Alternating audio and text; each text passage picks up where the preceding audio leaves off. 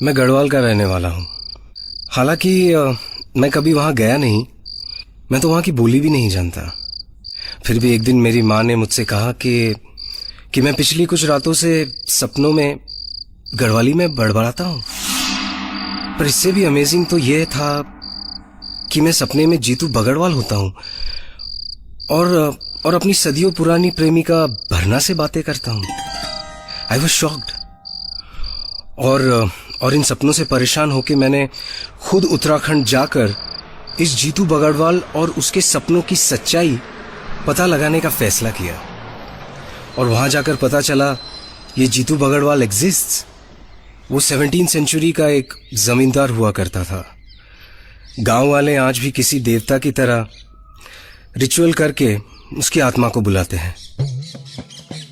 जीतू ते सोबनु होला गरीबा का बेटा, जीतू ते सोबनु होला गरीबा का बेटा, माता ते सुमेरा छे छुट्टी बोले सोबनी। योद्धा तो बेजोड़ था जीतू। रूप और बांसुरी बजाने की कला तो उसके पास ऐसी कि पहाड़ की हर लड़की उसकी दीवानी थी। पर जीतू सिर्फ भरना का था। एक बार रोपाई का मौसम आया और रोपाई की तिथि निकालने पंडित जी आए। पाए लागो पंडित जी, आइए आसन ग्रहण करें। पंडित जी, हमें बगोड़ी के थोकदारी खेत की रोपाई की बड़ी चिंता हो रही है, कोई तिथि देख के बताइए। थोकदानी जी, रुपाई की तिथि है 9 गते आषाढ़ और तिथि कन्या राशि से जुड़ी है। इसीलिए ये शुभ काम कन्या राशि में जन्मी आपकी बेटी शोभनी के हाथ से ही करना होगा। पर पंडित जी, शोभनी तो इतनी दूर कठुर गांव में भी आई है। हाँ, और फिर रास्ते में खेंट पर्वत की आछरिया भी तो इसी मौसम में जगती हैं। वो उड़ सकती हैं, जहाँ चाहे प्रकट हो सकती हैं, जिसके चाहे प्राण ले सकती हैं। वो परियों जैसी सुंदर भली हो, पर पिशाचों जैसी बेरहम होती हैं। ठीक है, मैं जाऊंगा बहन को लेने। ये काम किसी को तो करना ही होगा ना माँ। और जीतू अपने दोस्त मोलू को साथ लेकर कथुड़ गांव की यात्रा पर निकल पड़ा।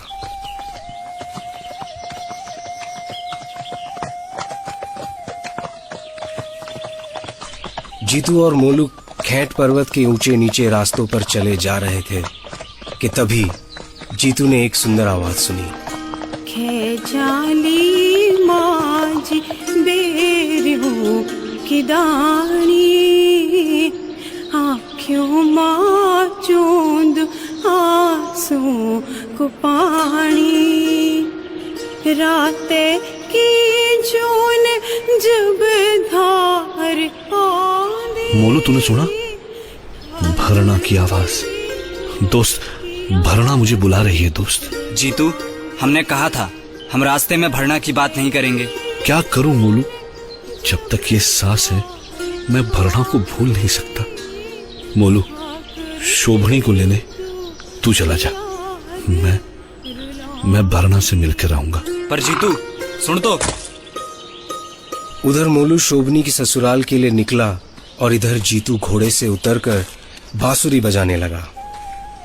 वो चाहता था कि बांसुरी की आवाज सुनकर भरना जान जाए कि उसका जीतू आ गया है। पर बांसुरी की आवाज सुनकर आचरिया जाग गई। Achariya are kind of evil fairies जो दिखती बेहद खूबसूरत है but are with evil powers.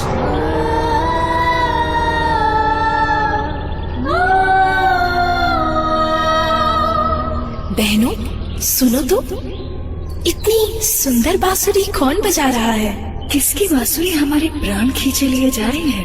अरे वो देखो, कैसा सुंदर राजकुमार। वो तो जीतू है।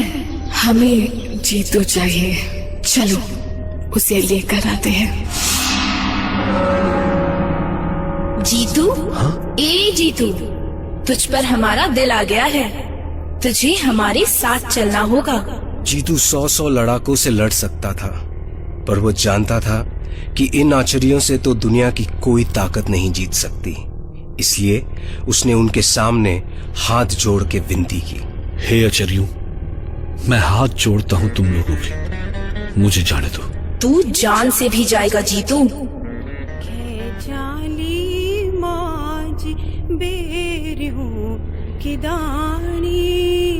सुनो, भरना मुझे बुला रही है, मुझे उसके पास जाने दो। मैं उससे नहीं मिला तो वो मर जाएगी। तुम्हारे कारण दो लोगों की जाने जाएंगी। मुझे जाने दो चरियो। तो ठीक है जीतू, तू जा और भरना से आखिरी बार मिल के आ, पर तुझे वचन देना होगा कि उसके बाद तू सदा के लिए हमारे साथ चलेगा। सोचता क्या है जीतू, वचन दे। ठीक है, मैं वचन देता हूं। मैं भरना से मिलने के बाद 9 गते आषाढ़ को रुपाई के लिए अपने खेत में पहुंचूंगा। मैं वहीं मिलूंगा तुम्हें, अपने सारे कुनबे के साथ। तुम उन सब के सामने मुझे ले जाना, ताकि दुनिया कभी ये ना सोचे कि जीतू ने अपना वचन नहीं निभाया। और आचार्यों को वचन देकर जीतू उदास मन से निकल पड़ा अपनी भरना से मिलने। जीतू, तुम आ गए जीतू। मैं जानती थी तुम जरूर आओगे अपनी भरना से मिलने। कितने मौसम आए और लौट गए, पर तुम नहीं आए। सारी दुनिया ने मुझे ताने दिए, फिर भी मैं जिंदा रही, क्योंकि मैं जानती थी तुम जरूर आओगे। जीतू, जीतू तुम चुप क्यों हो? क्या हो गया तुम्हें? कुछ बोलते क्यों नहीं? बोलो जीतू, तुम ऐसे दुखी क्यों हो? भला अपनी भरना के पास रहकर जीतू दुखी हो सकता है? नहीं जीतू, तुम कुछ छुपा रहे हो। बताओ जीतू, क्या हुआ है तुम्हें? भरना, मैं तुम्हें कुछ देना चाहता हूं, जिसे तुम कभी ना भुला सको। कहो तो मैं जान भी दे सकता हूं। भरना जीतू, तुम मांगो ना, कुछ भी। अगर कुछ देना ही चाहते हो मुझे, तो जीतू अपनी सुंदर आवाज में बस एक गीत सुना दो, मेरे लिए, सिर्फ मेरे लिए। झपुण्याली होळी सणी बुरासा कीटले 12 महीनों की होली वो 12 वसुंधरा ऋतु बोड़ी आली साली दाई जैसो फेरो तेरी मेरी भेंट स्याणी होनी के ना होनी। जीतू के इस गीत का मतलब था, पहाड़ की वादियों में फिर से फूल खिलेंगे, फिर बहारें आएंगी, पर मेरी भरना तब मैं तुमसे दूर जा चुका हूंगा। और गाते गाते जीतू का गला रुंध गया और जीतू, जीतू, रुक जाओ जीतू, जीतू, मत जाओ जीतू, रुक जाओ जीतू। भरना पुकारती रही, पर जीतू नहीं रुका। वह दूर घाटी में चलता चला गया। और फिर वो दिन आया, 9 गते आषाढ़, जब जीतू के खेतों में ढोल बाजे के साथ रोपाई की रस्म हो रही थी। पूरे परिवार के बीच खुशियां मचल रही थी, पर तभी आचार्या जीतू को लेने आ गई।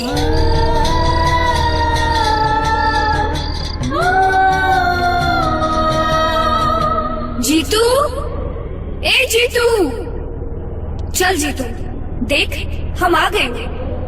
अब अपना वचन पूरा कर जीतू। बस 2 पल रुक जाओ, मैं चलूंगा, पर पहले मुझे अपनों से विदा लेने दो। मेरी माँ, मेरी बहन, मेरा भाई और भरणा, तुझे अभी चलना होगा, अभी, इसी पल। अपना ख्याल रखना भरणा। जीतू अपनों से, अपनी भरना से गले मिलने को तड़पता रहा। उसके अपने बिलकते रहे, पर आचार्यों ने उनकी एक नहीं सुनी और वो सब उसे खींचते हुए पाताल में ले गई। जीतू, जीतू, जीतू, मेरा जीतू, जीतू, भरणा, जीतू, जीतू, जीतू, जीतू, जीतू। सवाल है कि क्या उत्कर्ष जीतू का पुनर्जन्म था, या मुमकिन है कि बचपन में उन्होंने अपनी माँ से जीतू की ये कहानी सुनी हो और उनके सबकॉन्शियस माइंड ने एक कहानी को जन्म दिया जिसमें वो खुद जीतू का पुनर्जन्म थे। खैर, ये कहानी यहीं खत्म हो जाती तो इतना बुरा नहीं था, पर जब हमें ये स्टोरी रिकॉर्ड किए कुछ दिन हो चुके थे, तभी एक दिन अचानक उत्कर्ष की माँ का फोन आया। हेलो, डॉक्टर नागर। डॉक्टर, उत्कर्ष पता नहीं कहाँ चला गया। क्या? रात को अपने बिस्तर से अचानक गायब हो गया। I am really worried about him. वो यहीं कहीं होगा। नहीं, वो कह रहा था कि उसे कुछ रातों से सपनों में आचार्य दिखती है और कहती है कि जीतू तुझे हमारे साथ चलना होगा, ऐसा कुछ। डॉक्टर साहब, कहीं ऐसा तो नहीं कि? My God, it was shocking for all of us, और आपके लिए भी शायद।